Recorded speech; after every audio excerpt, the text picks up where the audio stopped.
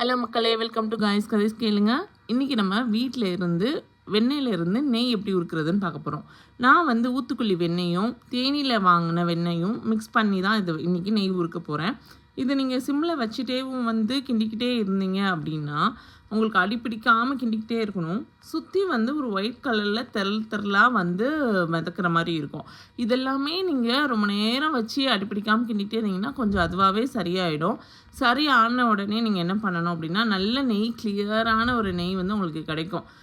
அப்போது நீங்கள் முருங்கை இலையை போட்டு நீங்கள் அதை ஃப்ரை பண்ணிவிட்டு திருப்பி அதை வடிகட்டிட்டு ஆறின உடனே வேறு பாத்திரத்தில் மாற்றி வச்சுட்டு பண்ணிங்கன்னா ரொம்ப நல்ல வாசமான கமகமான சுத்தமான நெய் நம்ம வீட்டிலே ரெடி பண்ணிடலாம். இந்த முருங்கை இலையை நீங்கள் எடுத்து நீங்கள் தனியாகவும் சாப்பிட்றலாம், ரொம்ப சத்து. இல்லை நெய்யில் போட்டும் வச்சுருக்கலாம், நல்ல ஸ்மெல்ஃபுல்லாக இருக்கும். உங்களுக்கு இந்த வீடியோ பிடிச்சிருக்குன்னு நினைக்கிறேன். பிடிச்சிருந்தா மறக்காமல் லைக் பண்ணுங்கள், ஷேர் பண்ணுங்கள். தேங்க்யூ.